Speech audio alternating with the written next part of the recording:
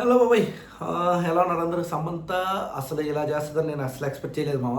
కానీ కలెక్షన్స్, ఈ సిచ్యువేషన్స్ అన్నీ చూశాక సినిమా అయితే వేరే లెవెల్‌లో ఆడుతుంది. అది కూడా 'పెద్ది' ఆపోజిట్‌లో ఆడుతుంది. 'పెద్ది' అనే ఒక పెద్ద సినిమా కూడా ఉంది. అలాంటి సిచ్యువేషన్‌లో వచ్చేసి సమంత కూడా ఇక్కడ హౌస్‌ఫుల్ బుకింగ్స్ అనేది చేస్తుంది. లాస్ట్ 3 డేస్ నుంచి రిలీజ్ అయినప్పటి నుంచి మంచి రెస్పాన్స్ అనేది వచ్చింది సినిమాకైతే. సో, ఆ రేంజ్ ఆఫ్ కలెక్షన్స్ అయితే నిజంగా నాకైతే జీరో ఎక్స్‌పెక్టేషన్స్ సినిమా మీద. ప్లస్ ఈ రేంజ్ ఆఫ్ కలెక్షన్స్ జరుగుతాయని నేను అనుకోలేదు. కానీ సినిమా అయితే ఆల్మోస్ట్ ఫస్ట్ డేనే 13 క్రోర్స్ కలెక్ట్ చేసింది. సమంత మళ్ళీ నేను సూపర్ స్టార్‌నే అని నిరూపించుకునింది లేడీస్‌లో. సో, రీసెంట్‌గా మనం చూసాము ఓన్లీ లేడీస్‌లో 3 టాప్ సూపర్ స్టార్స్ ఉన్నారు. వాళ్ళ సినిమా రిలీజ్ అయినప్పుడు ఈవెన్ టైర్ 2 అంటాం కదా మనం.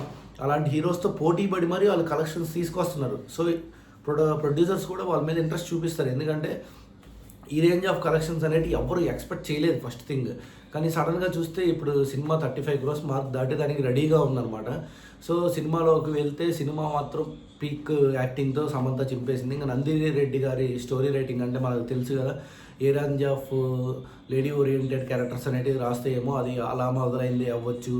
సో, లేదా మన కళ్యాణ వైభోగమే అవ్వచ్చు. ఇలాంటి శౌర్యతో కూడా 2-3 సినిమాలు చేసిన సినిమాలో కూడా ఆమె లేడీస్ క్యారెక్టర్ అనేది చాలా డీసెంట్గా రాస్తుంది అనమాట.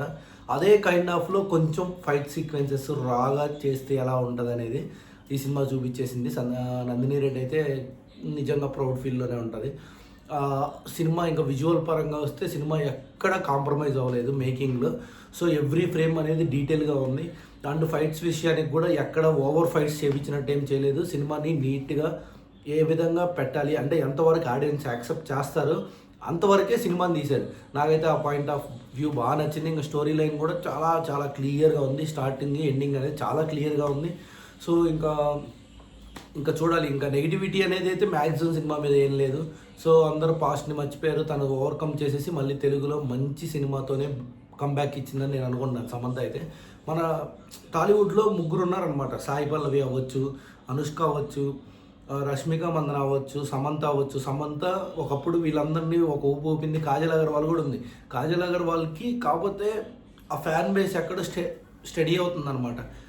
కాజల్ ఫ్యాన్స్ అనేవాళ్ళు చాలామంది ఉన్నారు. మీకు తెలియదేమో, కాజల్ ఒకప్పుడు వేరే లెవెల్ ఫ్యాన్ బేస్ని మెయింటైన్ చేసింది. వీళ్ళందరినీ ట్రాప్ చేసేసి తర్వాత అనుష్క అంటే evergreen, she's one the top stars lady ఓరియంటెడ్లో. కానీ సమంత అయితే I think Samantha has proven herself. నేను ఉన్నాను అని మళ్ళీ గుర్తించడానికే తెలుగు ఆడియన్స్ ఈ రేంజ్ ఆఫ్ కలెక్షన్స్ అయితే నేను ఎక్స్పెక్టే చేయలేదు భయ. నిజం చెప్తాను.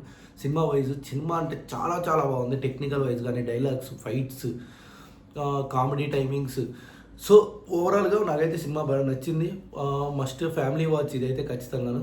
సో, మీ ఒపీనియన్ ఎలా ఉంది? మీరు చూసారా సినిమా? ఎలా ఉంది? మీరు కూడా ఎక్స్పెక్ట్ చేశారా ఈ రేంజ్ ఆఫ్ కలెక్షన్స్ వస్తాయని?